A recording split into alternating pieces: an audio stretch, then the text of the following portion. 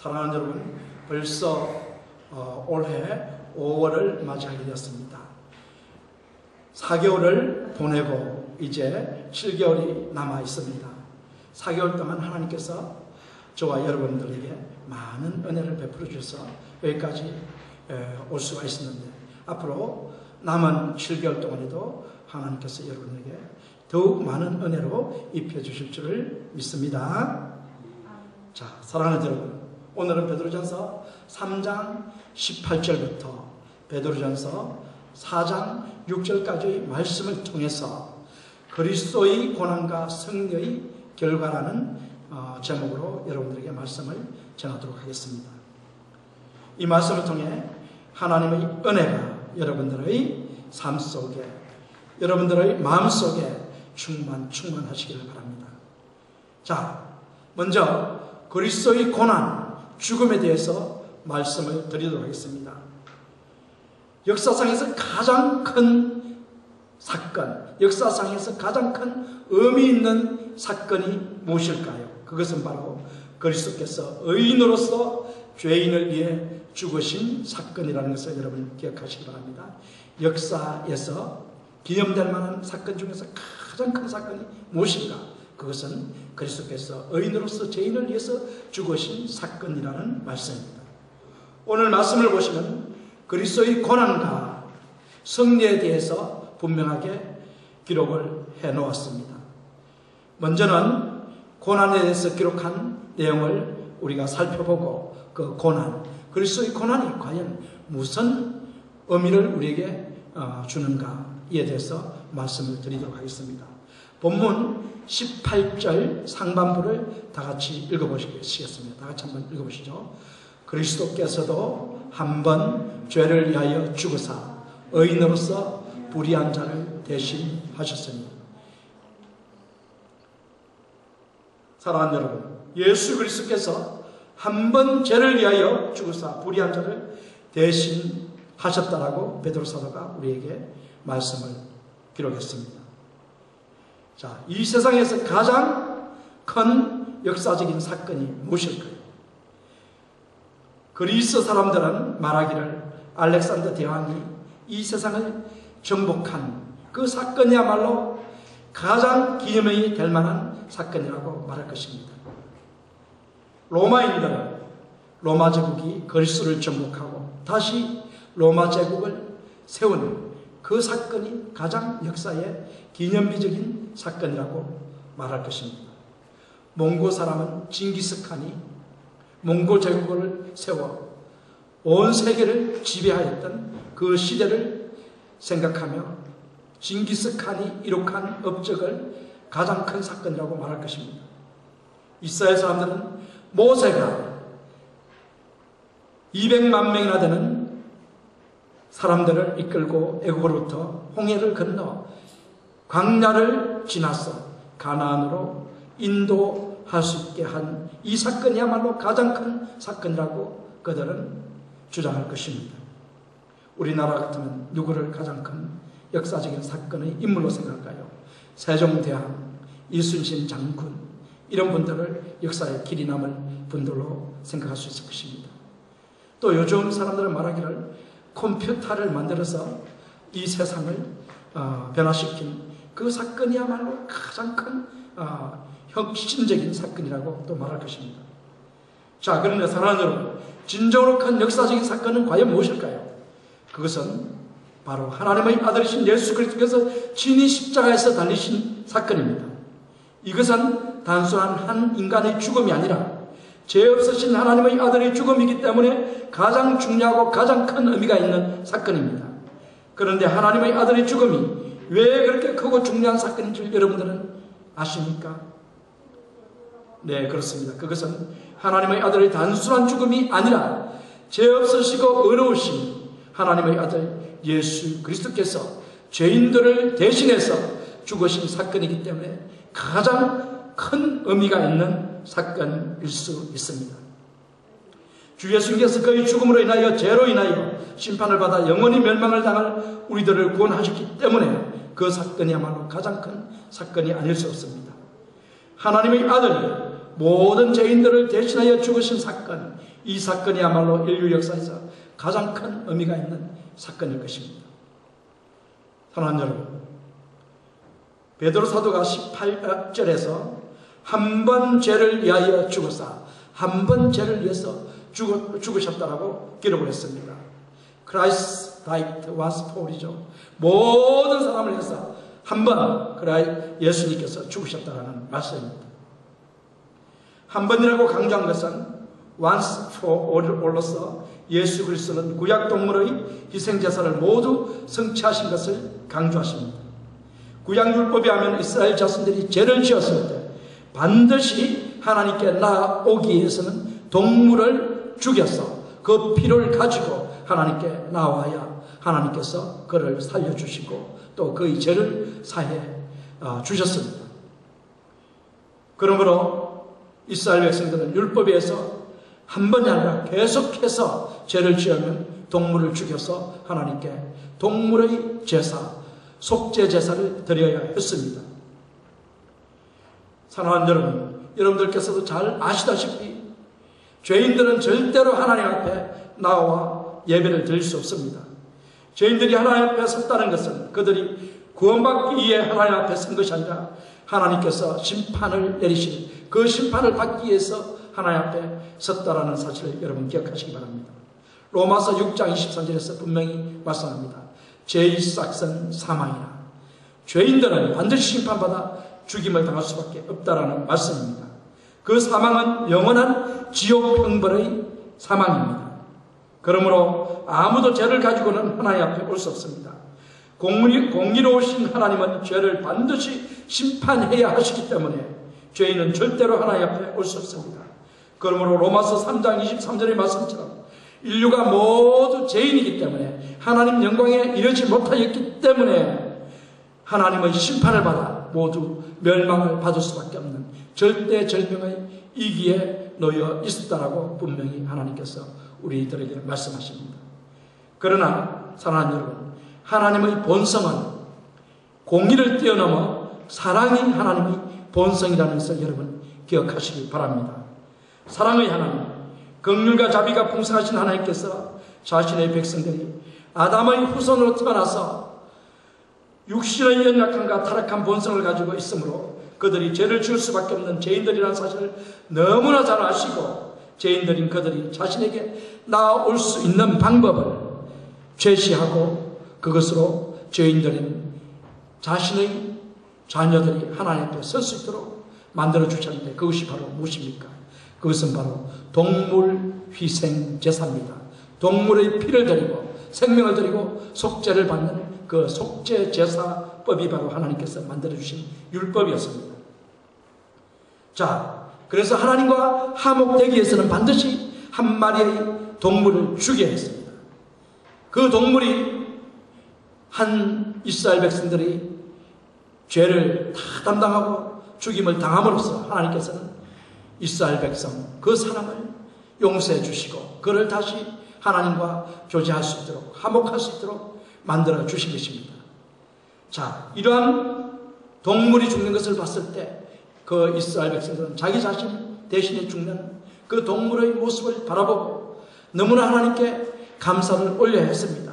동물과 같이 처참하게 죽을 수밖에 없는 자기 자신을 살리기 위해서 한 마리의 동물을 희생시키는 법을 만들어 주신 하나님께 너무나 감사하면서 하나님께 찬양을 드리면서 회개하면서 하나님 앞에 서서 이제는 하나님 앞에 결단을 합니다. 내가 다시는 죄를 짓지 않고 이제 하나님 앞에 의롭게 살겠습니다. 그런데 무엇입니까? 그런 결단을 하고 며칠이 지나지 않아 또다시 죄를 범합니다.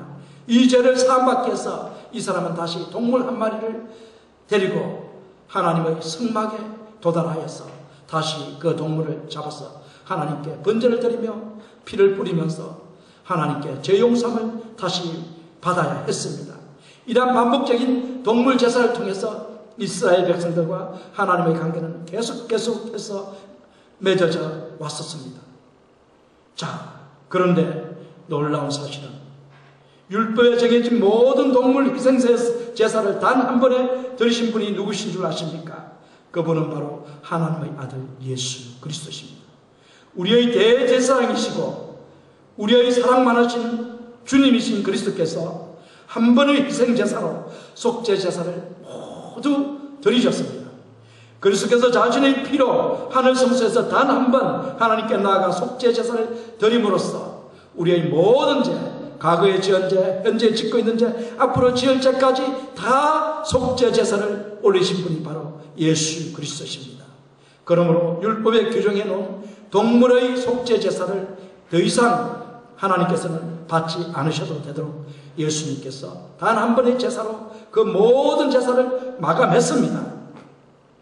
자신의 피, 하나님의 아들 예수 그리스도의 피로 들이신 이 효과는 동물의 피로 들인 효과보다 훨씬 큰 효과이기 때문에 모든 사람의 죄를 다 커버하고 죄를 다 담당할 수 있는 피였습니다.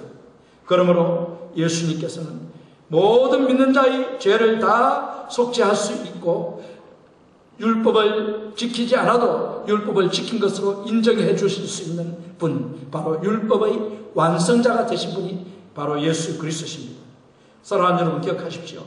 그리스도께서 의인으로서 죄인을 위해 죽으시고 다시 살아나신 것은 죄인인 우리를 구원하시고 우리가 불신자의 삶을 버리고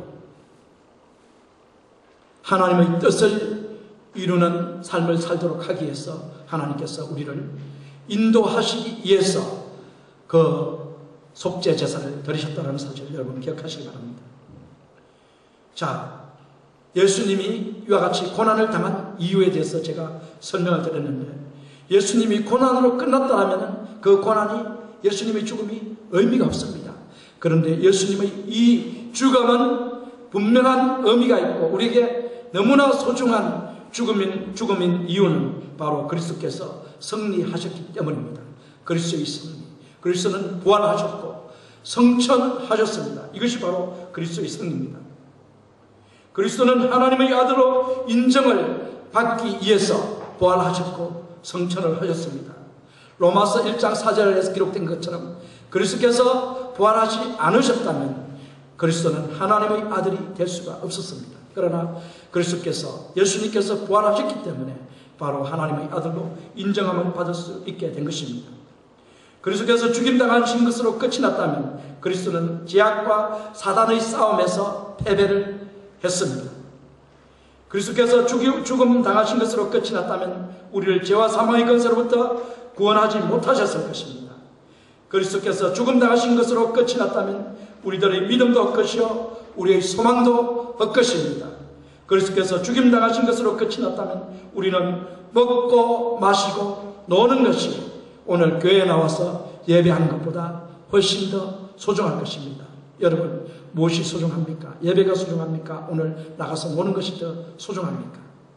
예배가 소중하십니까? 끄떡끄떡 하시는 분들이 있는데 예배가 소중하다는 얘기겠죠. 그분들은 바로 그리스도의 부활을 믿는 분인 줄로 믿습니다. 자, 사랑하는 여러분, 성경이 분명히 증거합니다. 그리스도께서 죽음 당하시고 장사 지낸 바 되었다가 죽은 자 가운데서 3일 만에 살아나셨다라고 분명하게 성경은 증거를 하고 있습니다.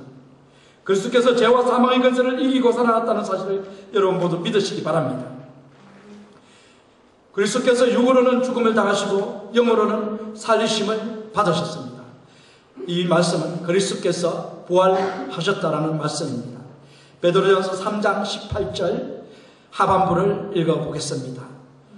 육체로는 죽임을 당하시고 영으로는 살리심을 받으셨습니다.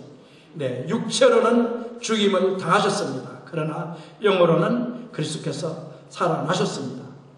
이 말씀은 그리스도께서 사람으로 오셔서 사람으로 죽으셨다라는 말씀입니다. 그리고 다시 살리심을 받았는데 이번에는 사람의 몸으로 살아나는 것이 아니라 영으로 살아나셨다라는 말씀입니다. 부활의 몸으로 살아나셨다라는 것입니다. 고린도전서 15장에서는 이것을 신령한 몸이라고 불렀습니다. 고린도전서 15장 42절 44절을 다 같이 읽어보시겠습니다. 죽은 자의 부활도 이와 같으니 썩을 것으로 신고 썩지 아니할 것으로 다시 살며 욕된 것으로 신고 영광스러운 것으로 다시 살며. 육의 몸으로 신고 신령한 몸으로 다시 사나니 육의 몸이 있은즉 또 신령한 몸이 있느니라. 이 땅에 태어날 때는 육신을 입고 태어나지만은 다시 살아날 때는 신령한 몸, 영적인 몸으로 스피리추얼 바디로서 태어난다는 것을 성경은 분명히 우리에게 말씀을 하십니다. 예수님께서 영으로 살아나셨다라는 말씀은 고린도전서 15장 42절 44절의 말씀과 같이 썩지 아니할 몸, 영광스러운 몸, 신령한 몸으로 다시 살아나신 것을 말씀합니다. 자, 그런데 뉴 킹 제임스 버전과 뉴 인터내셔널 버전에서는 영으로 살아났다라고 번역을 하지 않고 성령에 의해서 살아나셨다라고 번역을 했습니다. 이것은 다른 의미가 있습니다. 영으로 살아난 것과 성령에 의해서 살아났다는 것은 다른 의미입니다. 성령에 의해서 살아났다는 것은 성령께서 그리스도를 죽은 자 가운데서 살리셨다는 것입니다. 이 말씀은 정확하게 로마서의 8장 11절에 기록되어 있는 말씀입니다. 성령으로 말미암아 예수 그리스도께서 다시 살아나셨다고 분명히 기록을 했습니다.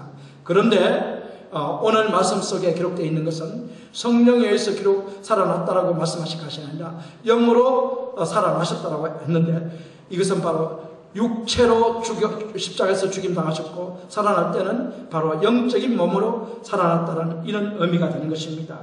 그런데 뉴 킹 제임스 버전과 뉴 인터내셔널 버전에서 왜 영으로 살아났다라는 것을 성령에 의해서 살아나셨다라고 번역했는가 하면 이어지는 19절, 20절 말씀을 설명하기 위해서 그렇게 구분을 했습니다.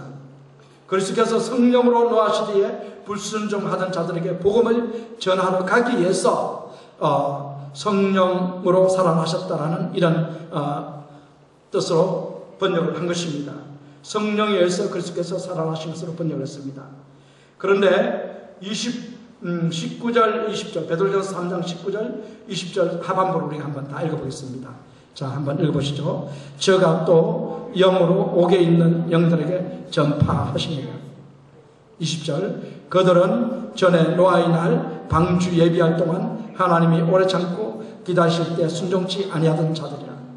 이 베드로전서 3장 19절과 20절 말씀은 사실상 성경에서 가장 어려운 부분, 난해한 부분으로 알려져 있습니다. 그래서 이 부분을 해석해서 천주교는 바로 죽은 자들에게도 예수님께서 복음을 전하러 가셔가지고 그들을 복음을 전해서 살리셨다, 이렇게 해석을 하고 있습니다. 그런데 그것은 잘못 해석한 내용입니다. 그래서 지금까지 이 말씀에 대해서 많은 토론이 있었는데 최근에 들어서 신학자들이 이 말씀에 대해서 올바른 해석을 했습니다. 그래서 그 결론을 제가 말씀드리는 것입니다. 그래서 뉴 킹 제임스 버전하고 뉴 인터내셔널 버전에서는 성령에 의해서 이렇게 기록을 번역을 했습니다. 그러나 그 뜻이 아니라 정확하게 영으로 살아나셨다, 이렇게 해석하는 것이 맞습니다. 왜냐하면 20절에 순종치 아니하는 자들이라고 기록되어 있는데 이것은 헬라어로 분사로 표현한 것인데, 이 분사가 뭐냐면은 부정과거 시제로 분사입니다. 그런데 이 부정과거 시제는 바로 무엇이냐면은 우리가 영어에서도 잘 알고 있듯이 영어 완료 시제하고 현재 시제 이 차이가 뭐냐면, 완료 시제는 이전에 일어났던 그 행위들이고 행동이고, 현재는 현재 일어난 행동이죠. 그래서 영어에서도 이 분사적인 이런 사용을 우리가 주동사를 기준해서, 그 주동사를 기준해서 과거의 주동사 이전의 행위, 주동사와 같은 행위 이렇게 구분하듯이 헬라에서도 마찬가지로 그렇게 구분하는데, 순종치 아니하는 자들을 부정과거로 분사로 표현했다는 것은 바로 주동사에 비해서 과거의 행위라는 것이죠. 그래서 노아의 날 방주 예비할 동안 하나님이 오래 참고 기다리실 때 순종치 아니하는 자들, 이건 뭐냐면 노아 시대 때 순종치 아니하였던 자들이라는 이런 말씀이죠. 노아 시대 때 노아의 가족과 순종하지 않는 자들이 있었죠. 그것을 말씀하시는 것이고, 그리고 19절을 한번 보시면 19절에 영으로 옥에 있는 영들에게 전파하냐. 이게 주동사인데, 전파하시는 게 과거 시절에서 주동사인데, 이건 뭐냐면 옥에 있는 영들에게 전파하셨다는 얘기죠. 그러면 20절에 있는 불순종하는 영들, 자들하고 이 영들의 관계는 뭐냐면, 노아 시대 때 살아서 불순종하던 자들이었는데 죽어서 지금 현재 어디에 있는 자들이냐면 영으로 옥에, 음부에 갇혀있는 영들이라는 것입니다. 천국에 못 가고 음부에 갇혀있는 영들에게 전파했다. 이거는 복음을 전파했다라고 가톨릭에서는 해석을 했는데 이건 잘못된 해석이고, 여기서는 복음을 전한 것이 아니라 예수 그리스도의 성리, 예수 그리스도의 부활과 예수 그리스도의 성천을 전파하신 것입니다. 죄와 사망과 사탄과 공중 것에 잡은 악한 영들과 모든 영적인 하나님의 권세에 대적하는 모든 영들, 불순종하는 영들에 대항해서 예수 그리스도께서 완전한 승리, 죽음, 죄와 사망을 이기시고 승리하셨다는 것을 그들에게 선포하심으로 그들이 분명히 심판을 받아야 할 이유가 있고, 그리고 예수 그리스도를 믿는 자들은 분명히 구원을 받아야 할 이유가 있다는 것을 그들에게 선포한 내용의 말씀입니다. 자, 그러므로 예수님이 완전히 살아나셨다는 것을 이제 그 불순종하다가 죽은 사람들에게 가서 선포한 이 내용을 통해서 예수님의 승리를 우리는 또 분명히 확신할 수가 있는 것입니다. 자, 그리고 그리스도께서 부활하시어 하나님을 대적하는 모든 존재들에게 하나님의 완전한 승리를 선포하셨다는 것을 여러분 기억하셔야 돼요. 19절에서는 노아 시대 때 불순종하다가 죽어서 음부에 갇혀있는 영들에게 선포하셨다고 했는데, 그 영들은 바로 불순종하는 영들의 대표적인 영들이죠. 노아 시대 때 불순종했던 사람들, 그 대표적인 영들입니다. 그러므로 그 대표적인 존재들 속에는 뭐가 다 포함될 수 있냐면 사탄이 포함될 수 있고, 귀신들이 포함될 수 있고, 더러운 귀신들이 포함될 수 있고, 그 속에는 또 공중 것에 잡은 악한 영들이 포함될 수 있고, 그 속에는 바로 모든 불순종하다가 죽은 영들이 다 포함될 수가 있는 것입니다. 이 영들에게 완전히 하나님께서 승리를 선포하게 하시죠. 누구를 보내시냐면 영으로 살아나신, 부활하신 예수 그리스도를 보내서 완전히 승리하게 하셨다는 것을 여러분 기억하시기 바랍니다. 자, 베드로전서 3장 22절을 다 같이 읽어보겠습니다. 저는 하늘에 오르사 하나님 우편에 계시니 천사들과 권세들과 능력들이 저에게 순복하느니라. 네, 저는 하늘에 오르사 하나님의 우편에 계십니다. 바로 예수님은 이제 살아나셔서 제자들과 40일간 함께 계셨고, 40일 후에 사도행전 1장에 기록되었듯이 제자들이 보는 앞에서 하늘로 올라가셔서 하나님 우편에 앉아 계신 것입니다. 그때 천사들과 권세들과 능력들이 저에게 모두 순복하고 있다라고 말씀하고 있습니다. 모든 악한 권세들, 악한 세력들이나 또 하나님을 순종하는 천사들이나 모든 영적인 존재들이 예수 그리스도께 순복하는 이런 내용을 볼 수 있습니다. 그래서 히브리서에 보면은 바로 천사들과 예수 그리스도를 비교하는데, 천사들은 바로 부리는 영입니다. 바로 예수님이 믿는 우리가 또 부릴 수가 있고, 또한 예수님이 부릴 수 있는 영이 바로 천사들이었습니다. 그런데 예수 그리스도는 누구시냐면 바로 이와 같이 천사들을 부리는 바로 하나님의 아들입니다. 그러므로 히브리서 1장 6절에 보면은 바로 예수님을 하나님이라고 부르고 있는 내용을 볼 수 있습니다. 그리고 또 시편 2장에 보시면은 바로 다윗의 이 목소리를 통해서 예수님에 대한 이 선포를 하는데, 하나님의 아들 예수 그리스도에 대해서 선포를 하고, 그리고 시편 110편 1절에 보면은 주께서 내 주에게 말씀하시되 너희 모든 원수들을 내 발등상 되게 하기까지 내 우편에 앉아있으라, 이렇게 기록을 해놨는데, 처음에 주께서 할 때는 하나님입니다. 내 주라고 했을 때는 예수님입니다. 하나님께서 내 주 예수님께 말씀하시기를 너희 모든 대적들, 바로 사탄, 마귀들, 사탄, 원수, 귀신들, 이런 것들이 모두 굴복할 때까지 바로 하나님 우편에 앉아서 권세를 행하고 다스리도록 하나님께서 미리 선포하신 내용이 기록되는데, 그것을 성취하시기 위해서 바로 부활하시고 성천하신 분이 바로 예수 그리스도십니다. 그러므로 부활하신 예수 그리스도께서는 부활하시어 하늘에 오르시어 하나님 우편에 앉아 계십니다. 거기서 이 세상과 천사들과 권세들과 능력들을 다스리고 계십니다. 그러므로 예수 그리스도는 부활 승천하셔서 이 세상의 모든 사람들과 영적인 모든 존재들을 다스리시는 만왕의 왕이시오 만주의 주십니다. 그리스도는 완전한 통치자, 권세자, 승리자이십니다. 그러므로 그리스도를 믿고 그의 권세를 가진 우리들도 마귀를 대적하고 마귀를 물리칠 수 있다는 사실을 여러분 기억하시기 바랍니다. 사랑하는 여러분 기억하십시오. 그리스도께서 의인으로서 죄인을 위해 죽으시고 다시 살아나신 것은 우리를 구원하시어 우리가 이 세상에서 불신자의 뜻을 쫓지 않고 하나님의 뜻을 쫓아 살게 하도록 하기 위해서 그러한 일을 하셨다는 사실을 여러분 기억하시기 바랍니다. 자, 이제 그리스도의 고난과 승리를 말씀드렸는데 그리스도의 승리, 부활 성천의 결과를 말씀드리도록 하겠습니다. 우리를 멸망으로부터 구원하셨습니다. 우리를 하나님과 화목하게 하셨습니다. 화목하게 하셨다라는 내용과 구원하셨다라는 내용 같습니다. 우리가 하나님과 원수 되었습니다. 죄로 인해서 하나님과 원수가 되었는데 우리의 죄를 다 하나님께서 십자가의 보혈로 용서하셨기 때문에 우리는 더 이상 하나님과 원수가 아니라 하나님과 화목된 관계가 된 것입니다. 이것이 바로 구원이에요. 하나님께로 우리가 나올 수 있도록 해주신 것이 바로 우리가 구원받은 것입니다. 하나님과의 관계가 회복된 것입니다. 베드로전서 20장 중반절부터 21절 읽어보겠습니다. 방주에서 물로 말미암아 구원을 얻은 자가 몇 명뿐이니 겨우 8명이라. 물은 예수 그리스도의 부활하심으로 말미암아 이제 너희를 구원하는 편이 고침되라. 육체의 더러운 것을 제하여 버림이 아니요 오직 선한 양심이 하나님을 향하여 찾아가는 것이라.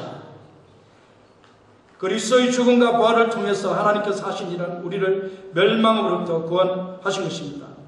베드로 사도는 노아 시대의 사건을 예표로 들어서 예수 그리스도의 구원을 말씀하고 있는데 노아 시대 때 이 세상에 죄악으로 가득 차 있었습니다.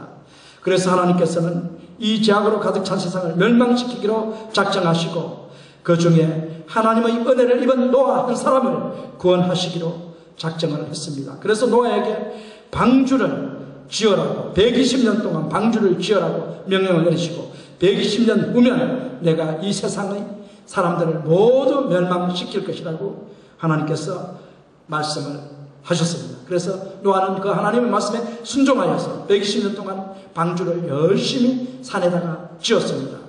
그러나 사람들은 그것을 보고도 회개하지 않고 오히려 노아를 비난하고 노아를 흉보고 노아에게 핍박을 하면서 참 많은 노아에게 고난을 주었습니다. 그러나 끝까지 노아는 하나님 말씀에 순종해서 그 방주를 계속해서 지었습니다. 드디어 120년이 되었을 때 노아의 방주는 완성이 되었습니다. 하나님께서 말씀하시기를 모든 동물들을 암수 한 컷씩 다 인도해서 방주에 들이고 너희 가족들이 모두 다 방주에 들어가도록 하라 라고 명령을 했습니다.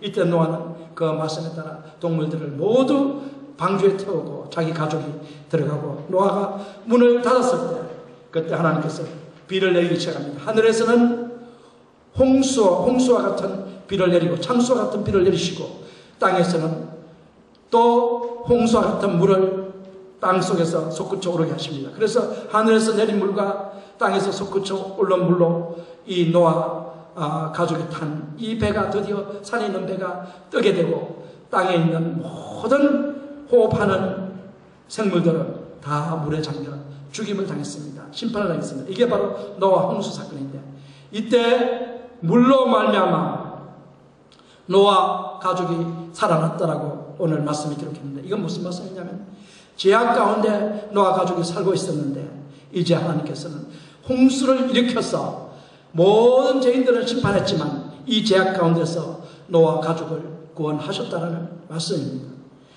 이것을 예표로 베드로 사도가 든 이유는 무엇이냐면 바로 이 물은 홍수는 바로 예수 그리스도의 부활로 말미암아 믿는 자들을 구원하는 표라고 분명히 말씀을 했는데 그 내용은 무슨 말씀이냐면 예수 그리스도를 믿는 자와 예수 그리스도를 믿지 않는 자가 이 세상에 있는데, 예수 그리스도를 믿는 자는 노아와 가족과 같이 바로 하나님께서 이 세상에 심판을 내릴 때 바로 구원을 받을 자들이요, 그리고 부활은 구원의 표요, 그리고 믿지 않는 자들은 심판을 낼 때 모두 노아 시대 때 죄인들이 물속에 잠겨 멸망당한 것처럼 부활을 믿지 않는 사람들은 모두 불의 심판을 받아 멸망을 당할 것이라는 것을 나타내는 표라는 것입니다. 그래서 이 물이 바로 뭐냐면 예수 그리스도의 부활을 예표하는 것이요, 또 우리를 구원하는 표가 될 수 있다는 것입니다.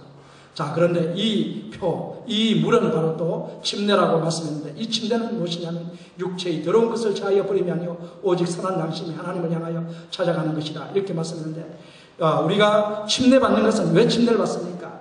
예수님 믿고 여러분들이 장로교나 다른 교단에 오신 분들은 세례를 받았을 텐데, 이 세례하고 침례는 의미가 같은 것입니다. 형식이 다를 뿐이죠. 형식은 침례는 물속에 완전히 잠기는 것이죠. 예수님께서 침례를 받으셨죠. 요단강에서 완전히 물속에 잠겨서 올라오셨죠. 그래서 요한을 침례 요한이라고 하는 게 정확하게 맞습니다. 그 세례는 뭐냐면은 물이 없기 때문에 많은 사람들을 침례를 못 주기 때문에 그냥 세례를 약식으로 만들어 가지고 손으로 뿌리는 것이 바로 세례입니다. 그래서 영어 성경이나 원어 성경에는 이 세례가 모두 침례 베프티저마로 되어 있습니다. 원어에는 정확하게 침례 스프링클이 아니고 베프타이저입니다. 침례입니다. 그래서 침례를 주셨는데, 이 침례는 바로 뭐냐면은 우리가 예수 그리스도를 믿어서 구원받았다는 것, 부활을 믿어서 구원받았다는 것을 나타내는 표시죠. 그래서 죄에 대해서, 모든 더러운 죄에 대해서는 우리가 죽었고 이제는 하나님에 대해서, 의에 대해서 살아났다는 것을 하나님께 하나님 앞에서 선언하는 것입니다. 내가 이제는 예수 그리스도를 주로 삼고 예수님께서 원하시는 삶을 살겠다라고 선언하는 것이 바로 침례죠. 그래서 베드로 사도가 모든 더러운 것을 제하여 버리면 아니라 오직 선한 양심이 하나님을 향하여 찾아가는 것이나, 이렇게 번역을 했는데, 정확하게 번역을 한다면 선한 양심이 하나님에 대해서 선약, 언약을 하는 것이라, 이렇게 번역을 할 수 있습니다. 자, 여러분, 이와 같이 예수 그리스도의 부활과 성천으로 말미암아 완전히 하나님께서 이 사탄과 죄와 사망의 권세를 물리치시고 승리하셨다는 것을 여러분 기억하시기 바랍니다. 자, 그러면 이제 이와 같이 우리를 구원해 주신 목적을 더욱더 분명하게 말씀해 주시는데, 우리는 불신자의 정욕을 버리고 하나님의 뜻을 이제 쫓아야 된다는 것을 말씀해 주고 있습니다. 그래서 승리의 결과는 바로 뭐냐면, 우리는 더 이상 불신자의 정욕에 따라 사는 사람이 아니라 하나님의 뜻을 쫓아 사는 사람이 되었다라는 것을 말씀을 해주십니다. 베드로전서 4장 1절 2절을 보겠습니다. 그리스도께서 이미 육체의 고난을 받으셨으니 너희도 같은 마음으로 갑옷을 삼으라. 이는 육체의 고난을 받은 자가 죄를 거쳤습니다. 그리스도께서 2절 읽을까요? 그 후로는 다시 사람의 정욕을 쫓지 않고 오직 하나님의 뜻을 쫓아 육체의 남은 때를 살게 하려 함이니라. 자, 그리스도의 마음으로 갑옷을 삼아야 될 게 첫 번째 알입니다. 그리스도의 마음으로 갑옷을 삼아라. 죄악의 행위를 버리고 육체의 정욕을 쫓지 말고 하나님의 뜻을 쫓는 것. 자, 넘겨주세요. 그리스도의 마음으로 갑옷을 우리가 삼아야 됩니다. 자, 그리스도의 마음이 무엇입니까? 그리스도의 마음은 4장 1절에 보면 그리스도의 마음이라 했는데, 그것은 죄악 때문에 우리의 죄를 다 대속하기 위해서 죄 때문에 고난을 참으시는 것이 그리스도의 마음입니다. 또 한 가지는 뭐냐 하면은, 그리스도의 마음은 바로 우리를 구원하시려는 하나님의 뜻을 따라서 하나님의 뜻에 순종하여서 고난을 받으시는 마음, 이것이 바로 그리스도의 마음이에요. 그래서 두 가지를 우리가 발견할 수 있는데, 그러므로 그리스도의 마음으로 갑옷을 삼으라고 했을 때는 우리는 그리스도께서 죄악을 대신해서 죽으셨기 때문에 우리는 죄악의 행위를 버려야 되고요. 또 하나는 우리가 이제 하나님의 뜻을 쫓아 사는 삶이 되어야 됩니다. 그래서 육체의 정욕을 쫓지 말고 하나님의 뜻을 쫓는 삶을 살아가는 것입니다. 이것이 바로 그리스도의 마음입니다. 자, 베드로 사도가 이와 같이 두 가지의 마음을 우리에게 건면했는데, 그러면 우리가 이제 죄악을 완전히 끊어버렸다라고 오늘 4장 1절에 보면 죄악을 거쳤으니 고난을 받는 자가 제약을 거쳤으니 이렇게 기록이 되어 있는데 성경에 이 말씀이 조금 어렵긴 한데 이게 무슨 말이냐면 고난을 받는 자라는 것은 바로 우리가 예수님과 같이 고난을 받는다는 것이죠. 복음을 위해서 예수님의 뜻을 쫓아가기 위해서 우리가 고난을 받는데 이와 같이 고난을 받는 자들은 이미 죄를 거쳤다. 이 죄를 거쳤다라는 것은 무슨 뜻이냐면은 지금까지 불신자였을 때는 죄를 짓고 살아왔는데 이제 예수 그리스도를 믿기 위해서 고난을 받기를 작정한 사람은 이제 더 이상 그 불신자의 죄, 믿기 전에 저질렀던 그 죄 속에 사는 것이 아니라 그 죄에서 완전히 단절되고 이제 끊어지고 이제는 죄를 그만둔 상태, 멈춘 상태, 버린 상태로 우리가 살게 되었다는 것입니다. 자, 그래서 그리스도인들은 어떤 사람들이냐? 예수님을 믿기 전에 짓던 모든 불신자의 정욕들을 다 끊어버린 사람들이 바로 누구냐면 그리스도인이에요. 이게 그리스도의 정입니다. 그리스도인은 불신자의 정욕을 모두 끊어버린 사람들, 예수 그리스도의 그 고난을 따라서 이제 죄를 완전히 죄에 대해서 죽은 자들이 우리가 그리스도인들입니다. 자, 그러면 이제 육체의 정욕을 우리가 끊어야 되는데 그러면 육체의 정욕이 어떤 것들인가? 4장 3절을 보겠습니다. 4장 3절 다 같이 보시죠. 너희가 음란과 정욕과 술취함과 방탕과 연락과 무법한 우상숭배를 하여 이방인의 뜻을 쫓아 행한 것이 지나간 때가 족하도다. 자, 이 베드로전서의 독자들은 이방인들이었는데 이방인들이 지금 예수님을 믿어서 구원을 받았죠. 그런데 그 예수님을 믿기 전에 음란과 정욕 속에 빠졌다. 음란과 정욕은 같은 말입니다. 음란하고 정욕적이다. 이게 같은 말이에요. 음란과 정욕 쪽에서 살고 있었습니다. 요즘에도 예수님을 믿지 않는 사람들은 음란과 정욕 속에 그 문화 속에 살고 있죠. 음란과 정욕, 음란하고 정욕하고 요즘 보면은 죄송한 말씀입니다만 대통령 우리 나온 트럼프도 몇 번 결혼했죠. 그리고 20살이나 연하인 여성과 지금 살고 있지 않습니까? 몇 번 이혼하고 이 음란과 정욕 얼마나 이 미국 사회가 큰 문제인지 모릅니다. 우리 한국 사회도 그렇고 우리 그리스도인들은 이 음란과 정욕에서 벗어나와야 되는 것입니다. 그리고 또 술 취함과 방탕함과 연락 이게 세 가지는 같은 그룹이에요. 술 취하고 방탕한 세 번 얘기해서 환락이라고 했어요. 환락가 여러분 들어봤죠? 환락가가 뭡니까? 술 먹고 춤추고 놀고 이상한 짓들 하는데 환락가 아닙니까? 그 방탕이 바로 환락입니다. 술 취함과 환락과 연락은 파리예요. 요즘 파리 때 금요일마다 파리 가잖아. 파리 열면 늘 뭐합니까? 거기는 술 먹고 이상한 또 약물하고 이상한 짓들 하죠. 술 취함과 방탕과 연락 이 세 가지는 같은 것인데 불신자의 사회는 이것이 바로 하나의 문화입니다. 술 취함과 방탕과 연락. 고린도 베드로 사도가 기록한 이 베드로 소아시아 지역에서도 이것이 바로 하나의 문화였는데 이제 예수님을 믿은 사람들은 이런 그 이전에 행하던 불신자의 이런 삶 속에서 완전히 빠져나오는 술 취한 방탕과 연락에서 완전히 빠져나오도록 건면을 하는 것입니다. 아직도 그 속에 있다라면 이것은 바로 아직도 불신자의 틀을 버리지 못한 생활을 하고 있는 것입니다. 그리고 또 무법한 우상 숭배를 했는데 이것을 더 쉬운 말로 하면 뭐냐면은 가정스러운 도무지 하나님께서 도와줄 수 없는 그런 우상 숭배입니다. 우상 숭배는 너무나 하나님께서 싫어하시는 게 바로 우상 숭배죠. 우상 숭배. 그래서 이스라엘 사람들이 과거 구약시대 때 보면 하나님의 심판을 계속 받는데 왜 심판을 받습니까? 그들이 하나님을 버리고 우상을 계속 숭배합니다. 그런데 그들은 하나님을 버리고 우상을 섬기지만 또 안식일 날 되면 또 하나님을 섬긴다고 안식일을 지킵니다. 하나님은 그것 때문에 도무지 봐줄 수가 없어서 하나님은 이스라엘 백성들을 심판하죠. 그럼 심판하면 너무 괴로우니까 다시 또 회개하고 하나님께 우상을 섬기지 않겠다라고 약속을 합니다. 그래놓고 구원을 해주면 또 다시 또 우상에 빠집니다. 자, 평화로운 시대가 오면 우상에 빠져가지고 우상 숭배합니다. 그때 또 다시 하나님께서 이들을 심판하십니다. 그러면 또 괴로우면 다시 회개하고 하나님은 또 다시 용서해 주죠. 계속 반복되는 이런 역사를 해오다가 드디어 바로 바벨론을 동원시켜서 남방의 유다를 멸망시키시고 아수르를 그 이전에 보내셔서 북왕국을 멸망시켜 버리지 않습니까? 자, 그런데 이와 같이 우상숭배 하나님께서 가장 싫어하는 것이 바로 우상숭배인데 그런데 요즘에 그러면 우상숭배는 어떤 것들이 있을까요? 요즘에 우상숭배는 바로 뭐냐면 실제적으로 요즘의 우상숭배는 하나님보다 우리 마음속에 더 중요하게 귀중하게 자리를 잡고 있는 것들이 있다면 그게 우상숭배입니다. 우상숭배. 우리가 예수 그리스도를 마음에 모셨다고 하지만 우리의 마음이 온통 돈에 가 있다든지, 그래서 또 돈을 위해서 산다든지, 우리의 마음이 명예에 가 있다든지, 우리의 마음이 권력에 가 있다든지, 우리의 마음속에서 그리스도께서 제1순위가 프라이오리티가 제1순위가 되지 않고 밀려나 있는 상태, 이 상태가 바로 뭐냐면 우상숭배예요.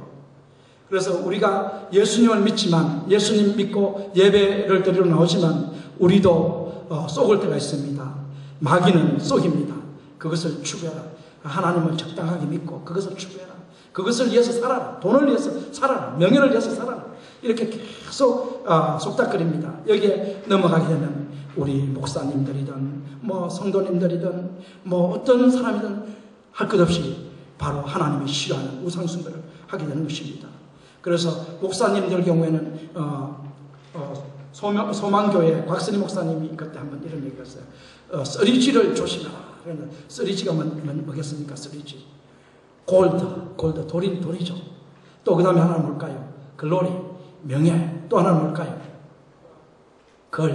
여자를 조심하라. 이 세 가지가 바로 뭐냐면 우상숭배가 될 수 있다는 것입니다. 목사님들이 이것만 피하면은 목사님들은 평생 동안 성공할 수 있다. 세 가지만 피하면 그렇게 얘기하는데 그게 맞는 얘기예요. 목사든 누구든지 어떤 사람이든 이 마음속에 예수님보다 더 중요한 프라이어리티가 더 높은 것이 차지하고 있다면 그것은 바로 우상숭배를 하고 있는 사람들이라는 것을 여러분 기억하시기 바랍니다. 하나님께서 이방인의 때에는 그와 같이 살 수가 있지만 예수 그리스도를 믿은 후에는 그 우상숭배를 완전히 버리라 라고 주님께서 말씀을 하고 있습니다. 그러므로 사랑하는 여러분, 예수님을 믿지 않았을 때 하던 제약된 생활 습관들을 모두 끊어버리고 더 이상은 제약 가운데 머물지 마십시오. 그리고 여러분들의 마음을 빼앗는 것들을 단호하게 끊어버리십시오. 하나님보다 다른 것을 더 사랑하는 것은 우상숭배를 하는 것이요, 하나님께서 가장 싫어하시는 우상숭배를 하는 것입니다. 하나님보다 국가를 더 사랑한다든지, 가문을 더 사랑한다든지, 학연, 지연, 혈연을 더 사랑하는 것이 우상숭배입니다. 우리는 이방인의 뜻을 버리고 하나님의 뜻을 쫓아 살아야 합니다. 사랑하는 여러분, 기억하십시오. 그리스도께서 의인으로서 죄인을 위해서 죽으시고 다시 살아나신 것은 우리를 구원하시고 우리로 하여금 세상의 정욕을 쫓지 않고 하나님의 뜻을 쫓아 살게 하도록 하기 위해서라는 사실을 여러분 기억하시기 바랍니다. 자, 그런데 우리가 우상숭배를 하지 않으면, 또 우리가 이 음란과 정욕과 술취함과 방탕과 연락한 생활을 하자면, 이런 문화에 속하지 않으면 우리들의 동료들이나 우리 주변에 있는 가족들이, 불신자들이 우리를 비방할 수 있습니다. 베드로전서 4장 4절 5절 다 같이 한번 읽어보겠습니다. 4장 4절 5절 넘겨주세요. 자, 한번 읽어보죠. 저희가 산자와 죽은 자 심판하기를 예비하신 자에게 직고하리라. 4절 없습니까? 예, 4절 제가 읽겠습니다. 이러므로 너희가 저희와 함께 그런 극한 방탕에 다름질하지 아니한 것을 이상히 여겨 비방하나 저희가 산자와 죽은 자 심판하기를 예비하신 자에게 직고하리라.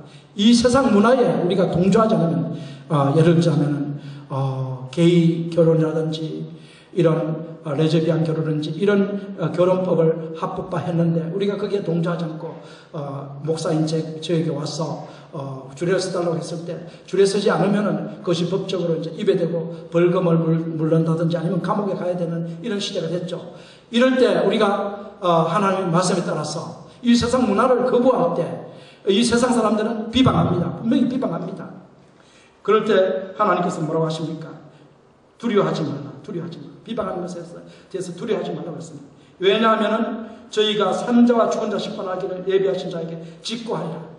이건 무슨 말씀이냐면 산자와 죽은 자, 장차 하나님께서 마지막 날 이 세상을 심판할 때 산자와 죽은 자 모두 하나님 앞에 서서 자신들이 행한 일에 대해서 하나님 앞에 고백을 해야 된다는 것입니다. 자백을 해야 된다는 것입니다. 이것이 바로 주님의 말씀입니다. 그러므로 우리가 하나님 앞에 서 가지고 섰을 때 우리를 비방하던 사람들이 자신들의 이 비방의 행위, 우리의 선한 행위에 대해서 비방을 했고 우리를 핍박했던 행위에 대해서 하나님 앞에서 고백하고 자신들의 죄에 대해서 심판을 받을 때가 곧 오게 된다는 것입니다.